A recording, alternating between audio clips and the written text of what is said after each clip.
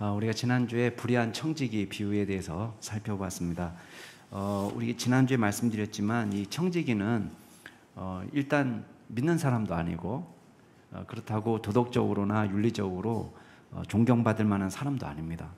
당연히 경건한 삶과도 거리가 먼 사람입니다. 근데 이 형편없는 사람의 예를 통해서 우리에게 하나님께서 주시는 메시지가 뭐였습니까? 예수님이 이 비유를 통해서 우리에게 주시려고 하는 메시지가 뭐였습니까? 일단 이 사람은 딱 한 가지예요. 내가 살기 위해서, 노후를 위해서 내 가진 지혜, 역량, 인간관계, 자기 직위 이런 걸 다 동원합니다. 마찬가지죠. 오늘 말씀도 이 말씀도 영원한 하나님 나라를 위해서 우리가 과연 무엇을 하고 있는가, 이걸 질문하고 있는 것입니다. 하나님 나라가 우리에게 우선이 될 때에 나머지 모든 것은 다 상대적 가치를 갖습니다. 그래서 13절이 그 결론 부분인데, 그 비유의 결론 부분에서 가르치는 것은 뭐냐면 집 하인은 주인을 섬길 수가 없다는 거예요. 이걸 사랑하면 이걸 미워할 수밖에 없고, 이걸 중하게 생각하면 이거는 경하게 생각할 수밖에 없다. 그래서 하나님과 재물을 겸하여 섬길 수 없다. 그게 그 비유의 교훈이었습니다. 이게 꼭 돈 문제만 갖고 이야기하는 것이 아닙니다. 돈은 우리가 가장 일상생활에서 밀접하게 만날 수 있는 주제예요. 그러니까 이게 꼭 돈 문제를 얘기하는 게 아니라 하나님을 믿는 데 있어서 다른 모든, 우리가 귀하게 생각하는 모든 것은 상대적 가치를 갖고, 그리고 하나님께서 우리에게 원하시는 것은 결국 일상 속에서 우리 일상이 하나님 중심으로 돌아가도록 하는 거예요. 그래서 우리가 무엇을 소중하게 여기느냐에 따라서 모든 일상이 달라집니다. 건강이 무너졌을 때는 건강이 최우선이 됩니다. 그렇죠? 그러니까 그 다음부터는요, 아무리 바쁘게 일하던 사람, 아마 정말 쉴 틈도 없고 휴가를 갈 틈도 없고 아무리 바쁘게 움직이던 사람도 모든 일정을 스톱시키고 수술을 받고 병원에서 치료를 받고 그렇게 한단 말이에요. 아무리 내가 난 뭐 이건 싫어, 이런 음식 싫어, 저런 음식 싫어 하지만 건강이 무너지게 되면 우리 입맛도 바꿔야 되는 거예요. 옛날 그 입맛을 유지하면 안 되는 거예요. 그래서 먹는 것도 바꾸고 수면 패턴도 바뀝니다. 그래서 전화해 보면 원래 그 시간에 초저녁이었던 사람이 그 시간을 자는 시간으로, 일상도 완전히 달라지고, 먹는 거, 쉬는 거, 잠자는 패턴 다 달라지는 거죠. 마찬가지예요. 우리가 하나님을 우리 인생에 소중하게 생각한다면 그 하나님 중심으로 모든 일상이 재편되는 것입니다. 그걸 지금 이야기하는 것입니다. 그래서 먹든지 마시든지 무엇을 하든지 하나님의 영광을 위해서 하라. 바울이 고린도전서 10장 31절에서 말씀하고 있습니다. 먹고 마시는 것은 가장 기본적인 일상이에요. 근데 그것이 하나님께 영광이 되도록. 자, 오늘 말씀도 마찬가지입니다. 그렇다면 하나님을 우리 인생에서 가장 귀한 분으로 섬길 때 우리가 할 수 있는 일이 무엇이냐, 몇 가지 교훈을 알려주는데, 첫 번째는 우리가 예수님이 원하시는 순종은 내면의 변화다, 내면의 순종이다. 외적인 흉내가 아니라 내면의 순종을 하나님 기뻐하신다는 것입니다. 하나님과 재물을 겸하여 섬길 수 없다 이렇게 얘기하니까요, 바리새인들이 그 말을 듣고 비웃었습니다. 14절 말씀에 보면 이 사람들이 돈을 좋아하기 때문에 그 말을 듣고 비웃었다고 돼 있어요. 소위 말하면 돈 맛을 아는 사람이죠. 그러니까 젊은 납비가 말하고 있는 것은, 야, 이거 저 사람 세상 물정 모르는 사람이 호기를 부리는 거구나, 그렇게 평가를 내리고 있습니다.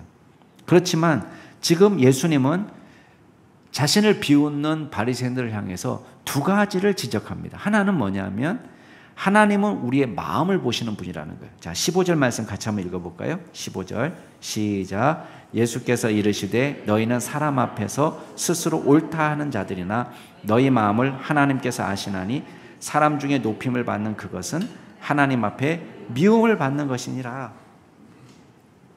여기서 보면은 사람 앞에서는 지금 옳다고, 스스로 옳다고 내세울 수 있어요. 자기 의를 내세울 수 있습니다. 그리고 사람들은 쉽게 속기도 합니다. 근데 오늘 말씀해 보니까 하나님은 다 아신다. 그런 말씀. 하나님은 다 아신다.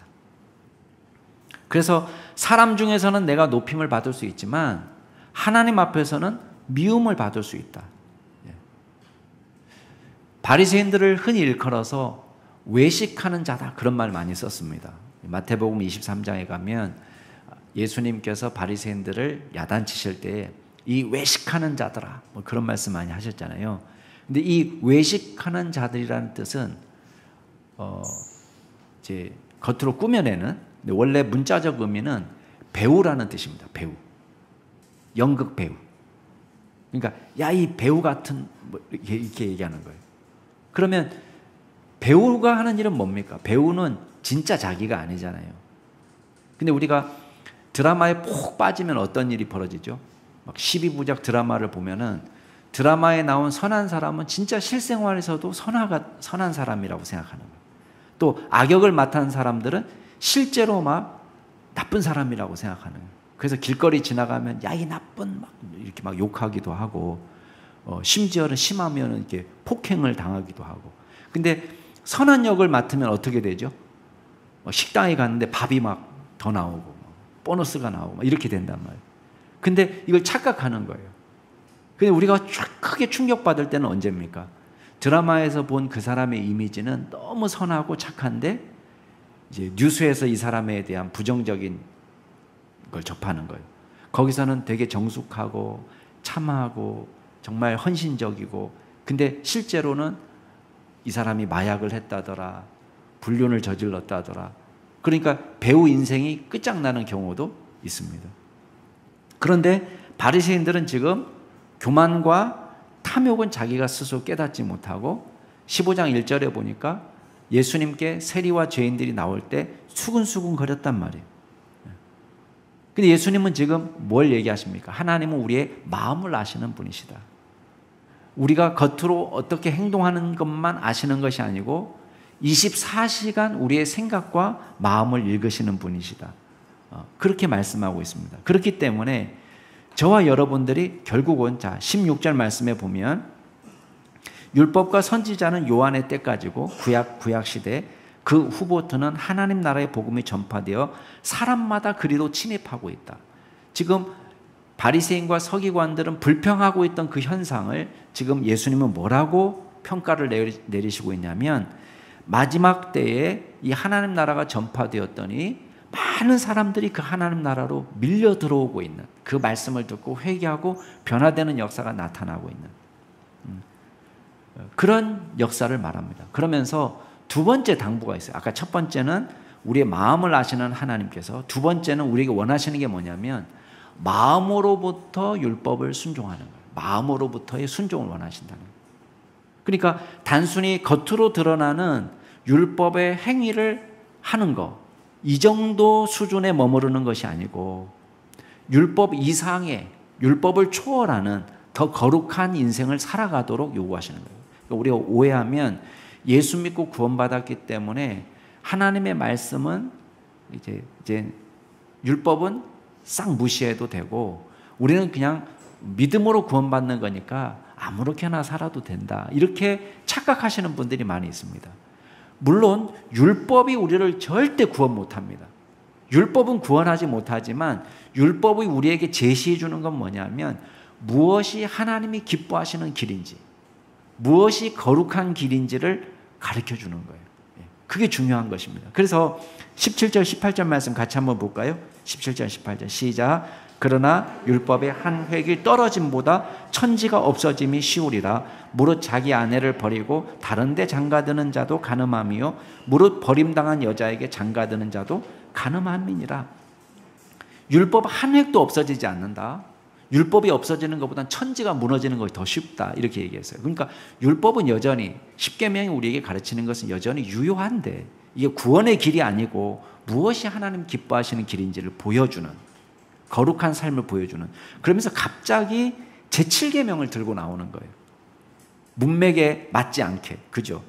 이게 왜 갑자기 제7계명 간음하지 말라는데 여기서는 간음하지 말라보다 한 수 더 뜨는 거예요. 그게 뭐냐면 아내를 버리고 다른 데 장가드는 것도, 또 버림받은 사람과 장가드는 것도 간음이다. 이거는 율법이, 자, 바리새인들이 이해한 율법의 수준, 단순히 간음하지 마라 이렇게 얘기할 때 이 사람들은 어떻게 이해를 했냐면 이혼 증서를 쓰고 얼마든지 이혼할 수 있다라고 생각했어요. 그리고 이혼할 수 있는 조건도, 물론 바리새파 중에서도 이제 분파가 여러 분파가 있지만 분파에 따라서 더 엄격하게 해석하는 분파도 있고 덜 엄격하게 해석하는 분파도 있었습니다. 그래서 덜 엄격하게 생각하는 분파에서는 그냥 단순히 저 사람이 싫어져도, 사랑하는 마음이 생기지 않아도 이혼할 수 있다라고 가르친 거예요. 그러니까 이혼이 쉽죠.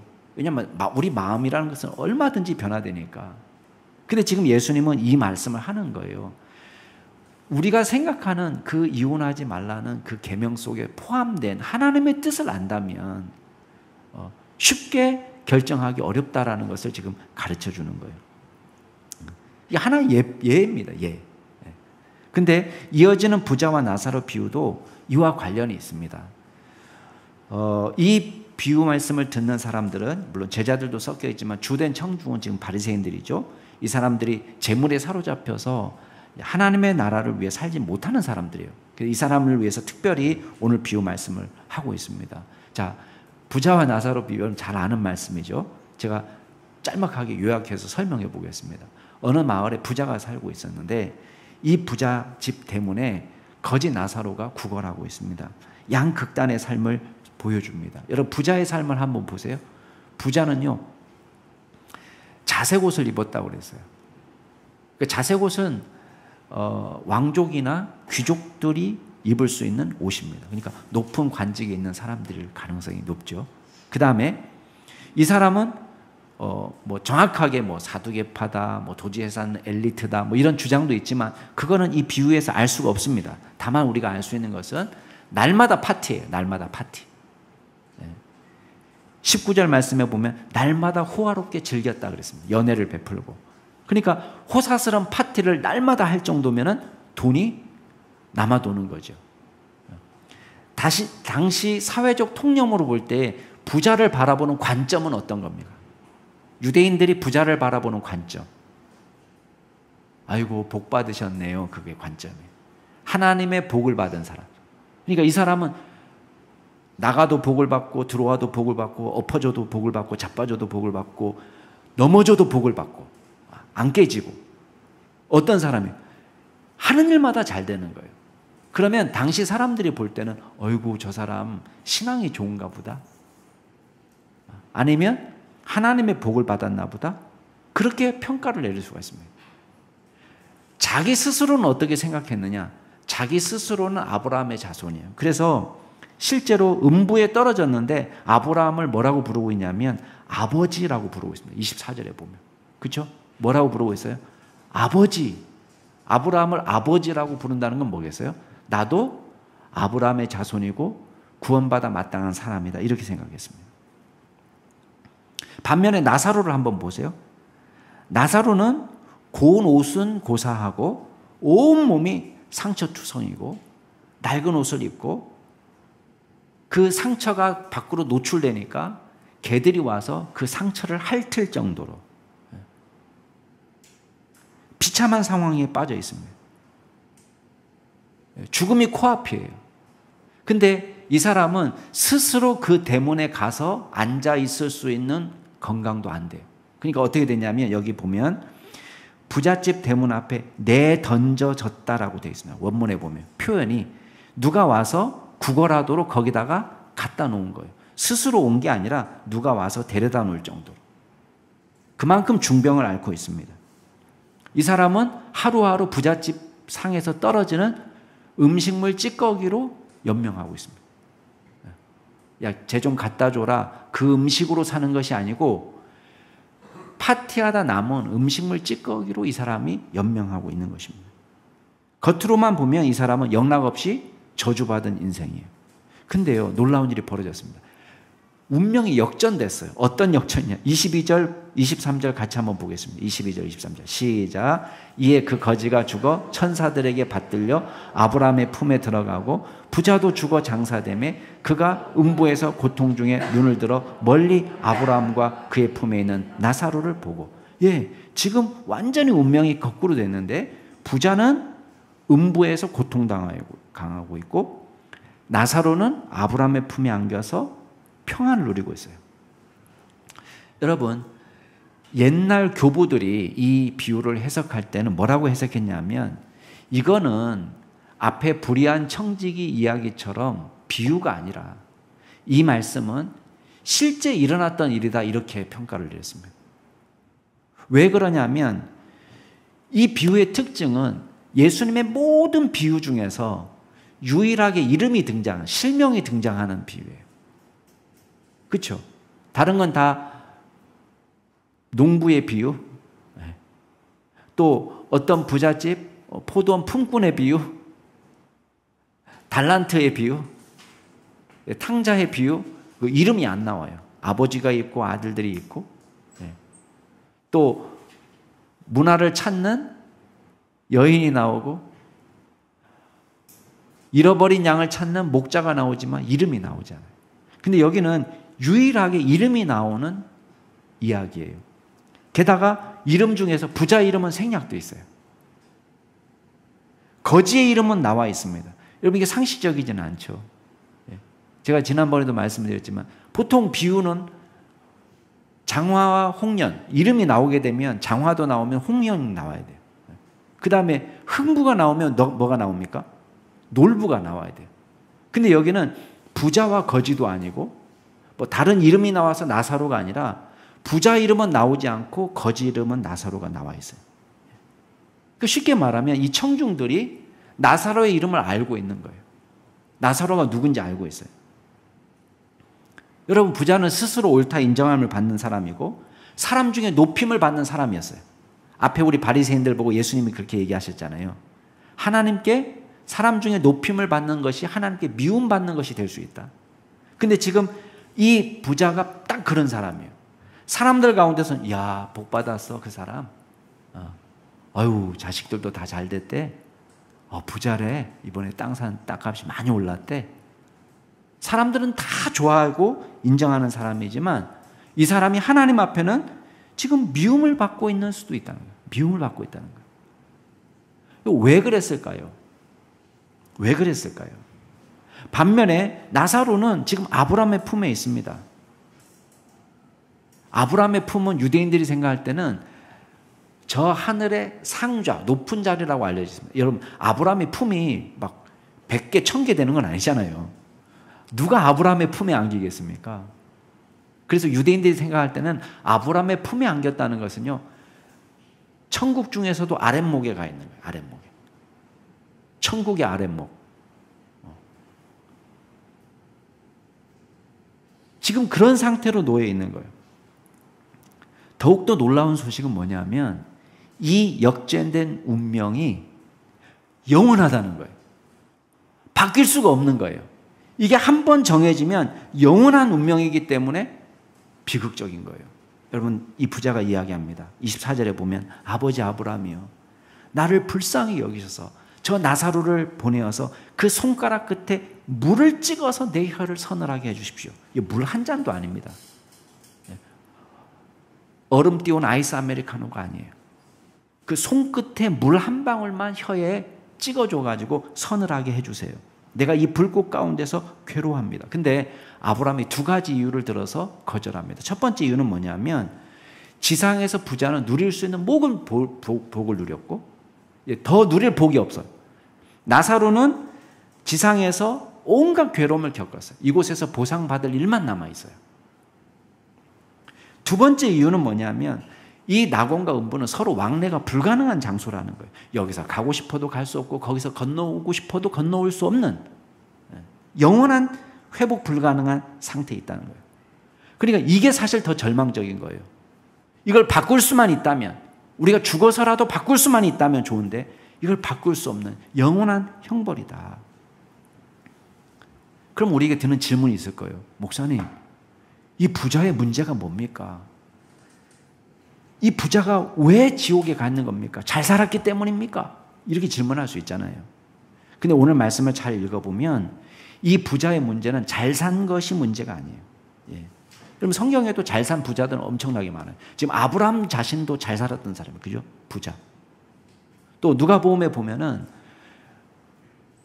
이방인들을 위해서, 본인 유대인들이 볼 때는 이방이지만 유대인들을 열심히 구제했던 백부장 고넬료, 또 초대교회 성도들이 모여 있었던 마가의 다락방 몇 명이 모여 있었어요? 120명이 모였어요. 여러분, 120명이 모일 수 있는 집을 가진 마가 요한의 어머니, 부자입니다.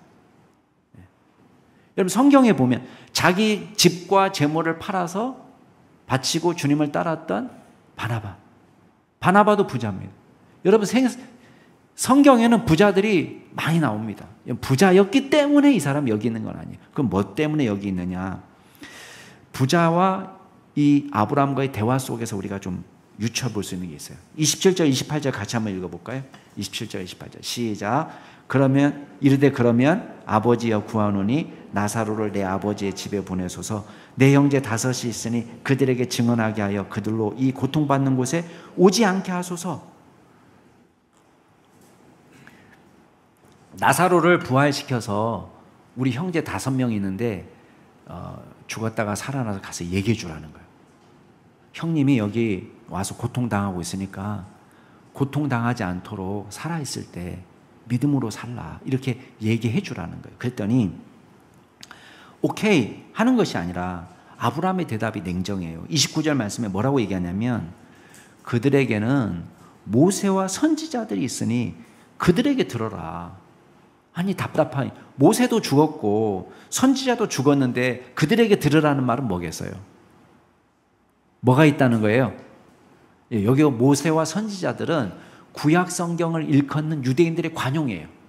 그러니까 쉽게 말하면 야, 걔네들한테는 성경이 있다.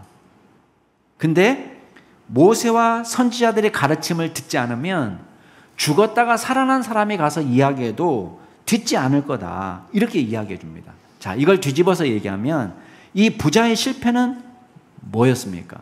살아생전에 모세와 선지자들의 말을 믿지 않았다는 거예요.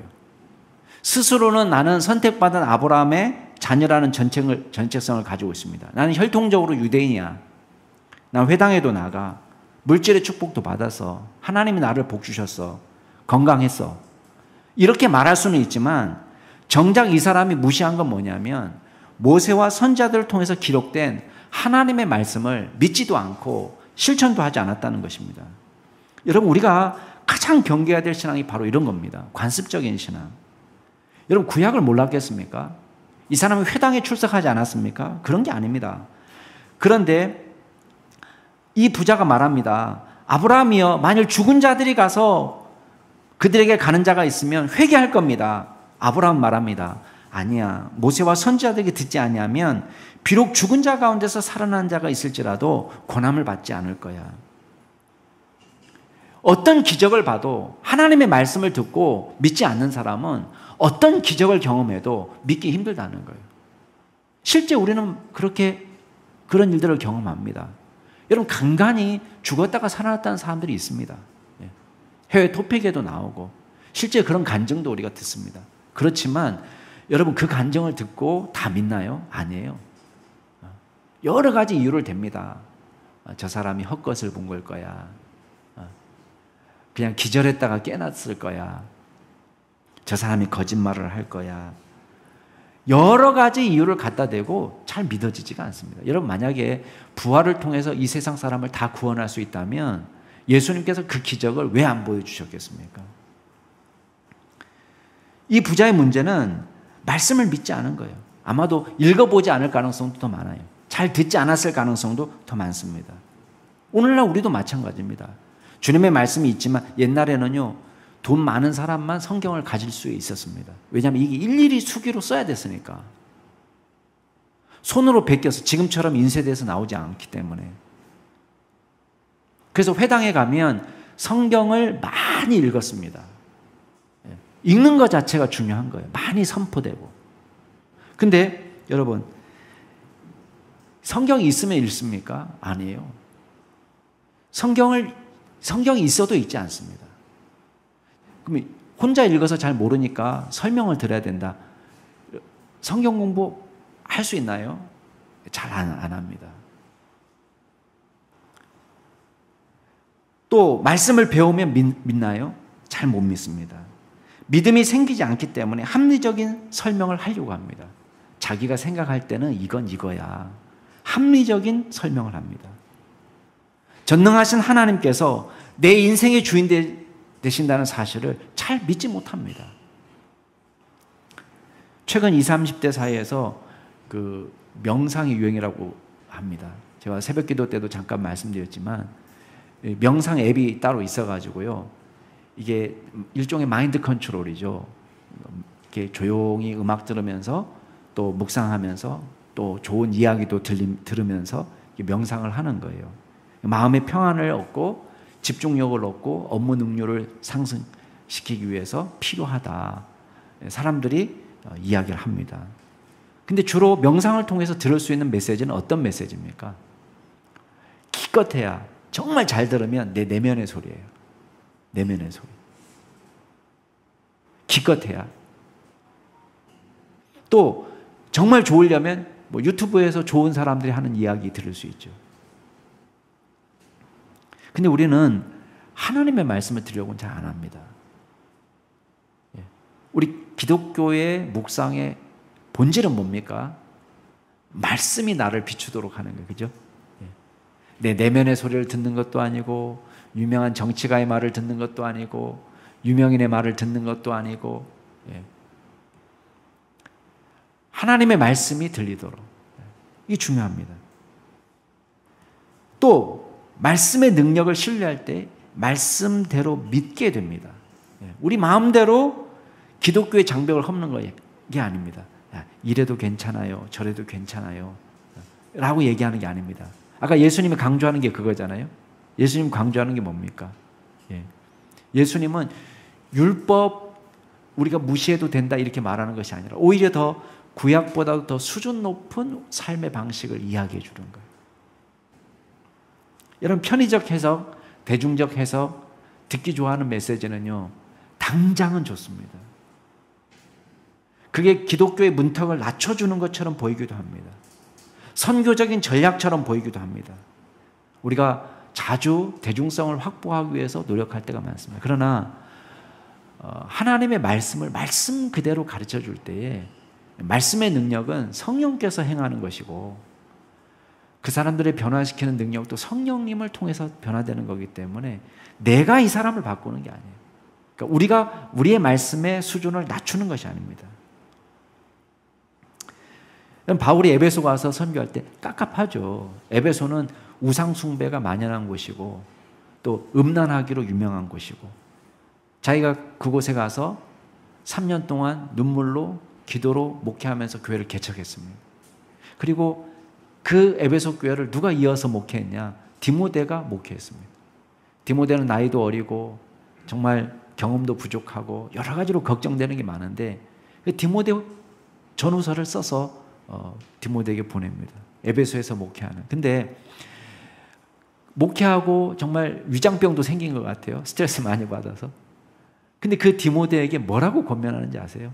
거기 보면 디모데후서 그 전서에 보면은 읽는 것과 권하는 것과 가르치는 것에 전념하라 이렇게 얘기합니다. 다른 선교 방법이 있는 게 아닙니다.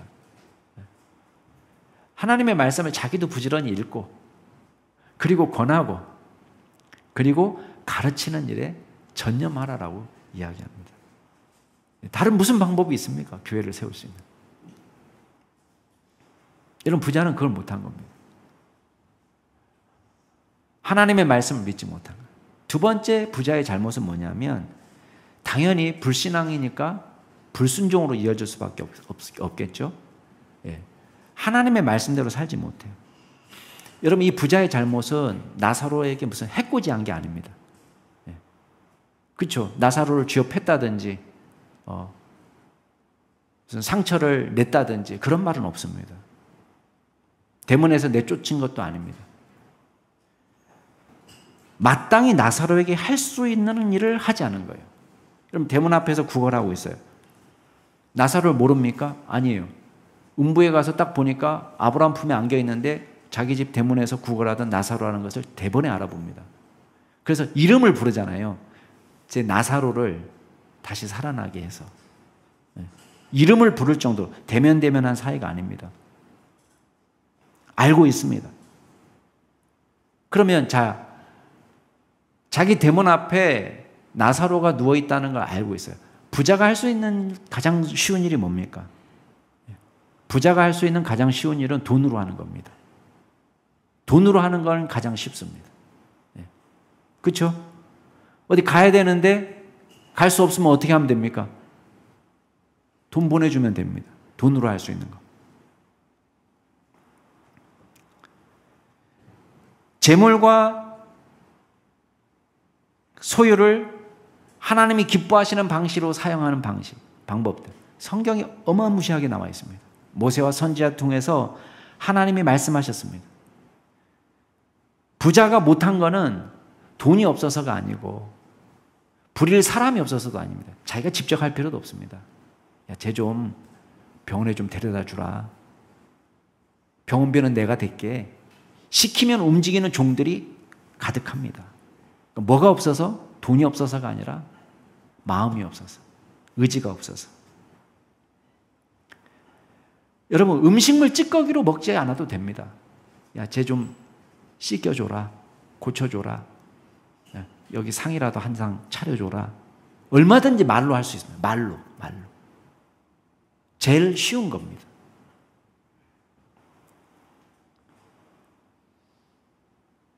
부자의 삶이 구제 영역에만 그쳤겠습니까? 제가 여러분도 이름 되면 알 수 있는 유명한 목사님인데 그분이 젊은 시절에 예수 믿기 전에 물론 교회는 다녔지만 안수 집사였지만 사업도 잘 되고 돈도 잘 벌었지만 이분이 믿는 사람답게 살지는 못했습니다. 그래서 한동안 마약에도 손을 대고 알코올릭이었고 근데 이분이 그 마약에 손을 대고 그런 상황 속에서 이분이 할 수 있었던 건 뭐냐면 헌금을 했다는 거예요. 헌금. 돈이 많으니까. 자기가 제일 쉬웠던 거라는 거예요. 다른 건 어려워도 제일 쉬운 거. 여러분, 이 부자는 자기가 돈으로 할 수 있는 게 가장 쉬운 건데 여기에서 안 됐어요. 그러면 나머지는 말할 필요가 없는 거예요. 그 많은 돈을 뭘로 허비합니까? 먹고 마시고 파티하고 즐기고 허세를 부리고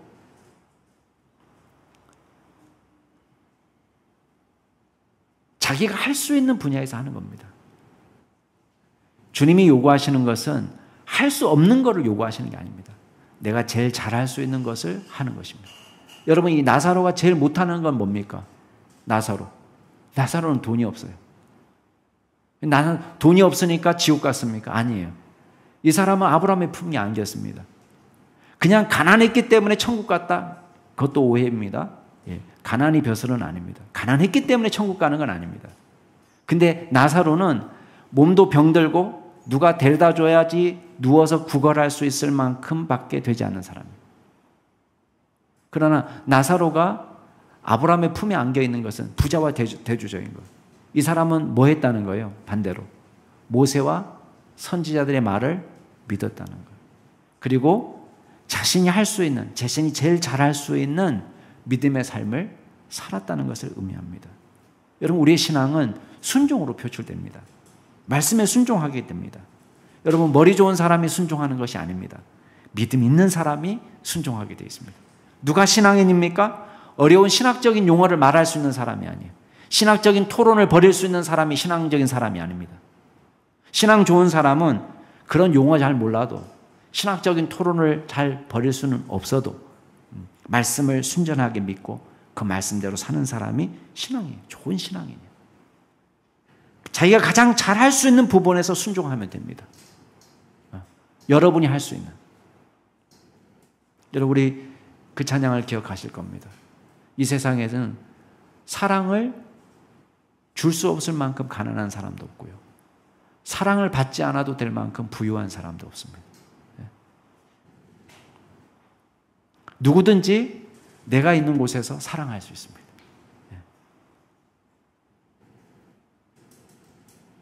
우리 안에서 가장 잘할 수 있는, 여러분이 사랑을 줄 수 있는 믿음의 종이 될 수 있기를 바랍니다.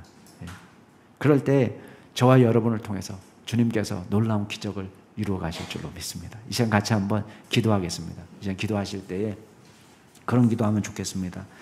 저와 여러분이 관습적 신앙인에 머물기 쉽습니다. 여러분, 이 기독교를 우리 정부는 어디다가 집어넣는지 아세요? 기독교를 관리하는 부서가 문화체육관광부 안에 들어가 있습니다. 문화체육관광부 안에 소속되어 있어요. 믿지 않는 사람들이 볼 때는 이 종교는 문화의 한 일부분이에요. 문화의 일부분.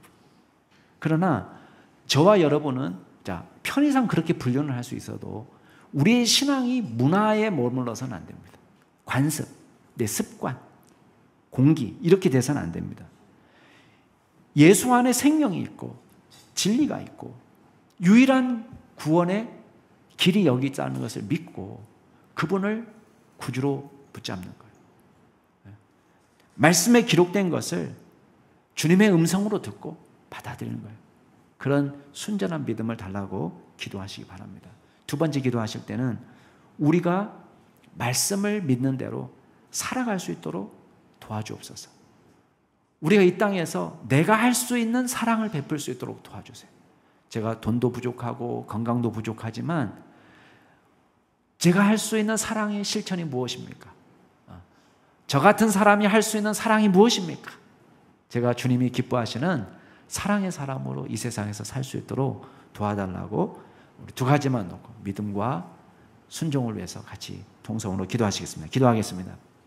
오 아버지 하나님, 주님께서 하시는 대로 주여 예수 그리스도의 복음의 진리가 문화에 머물지 않게 하여 주옵소서. 관습에 머물지 않게 하여 주옵소서. 습관에 머물지 않게 하여 주옵소서. 우리 예배가 그저 일주일에 한 번 왔다 갔다 하는 예배가 되지 않게 하여 주시고 우리가 말씀을 사모함으로 주님 앞에 나가게 하시고 그 말씀을 믿고 따르기로 우리가 헌신할 수 있는 귀한 종들이 다 될 수 있도록 도와주시옵소서. 우리가 예수 그리스도를 우리의 인생의 주인임을 분명히 믿을 때에 주여 우리가 주님의 말씀에 온전히 순종하며 살아가기를 원합니다. 하나님, 겉으로만 듣는 것이 아니라 우리의 내면이 주님 앞에 온전히 순종함으로 나아갈 수 있기를 원합니다. 임의로 우리가 불순종하면서 수많은 변명을 만들어내는 것이 아니라 우리가 잘 할 수 있는 분야에서 우리가 쉽게 실천할 수 있는 분야에서부터 사랑을 실천할 수 있는 믿음의 종이 될 수 있도록 도와주시옵소서. 아버지 하나님, 우리의 인생 전체가 주님 앞에 정말 드려짐이 되길 원하고 먹고 마시고 무엇을 하든지 하나님께 영광이 될 수 있는 저희들 될 수 있도록 도와주시옵소서. 우리 남양주 중심교회 모든 믿음의 성도들이 하나님을 온전히 사모하며 믿음 안에서 살아갈 수 있도록 도와주시고 우리가 전능하신 하나님, 존귀하신 하나님이 우리를 위하여 생명을 아낌없이 주셨던 그 놀라운 사랑을 기억하면서 우리도 사랑을 실천할 수 있는 믿음의 종으로 살 수 있도록 주여 인도하여 주옵소서. 하나님, 온 땅의 구주가 되시고 온 인생의 주인이 되시며 우리의 생명의 구주가 되시는 오직 예수 그리스도를 바라보며 십자가 복음을 우리가 마음에 새기고 살아갈 때 하나님, 우리가 그 은혜에 신이 감져서 살아가게 하시며 또한 우리의 헌신과 사랑을 통해서 많은 자들이 주께 돌아오는 기적의 역사가 나타날 수 있도록 주여 인도하여 주시옵소서. 하나님, 우리가 한국교회가 더욱 깨어서 말씀에 집중할 수 있도록 도와주시고 주님 말씀이 지배하는 귀한 교회가 될 수 있도록 도와주시고 말씀을 믿고 순전하게 따르고 순종하는 역사가 이 한국교회 안에서 온전히 풍성하게 나타날 수 있도록 주여 인도하여 주시옵소서.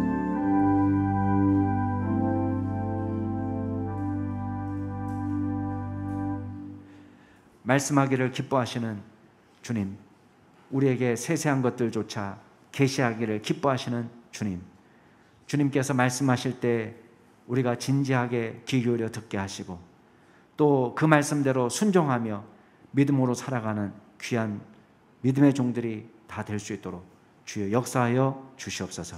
감사드리며 모든 말씀 우리 구주 예수 그리스도 이름으로 기도드리옵나이다. 아멘.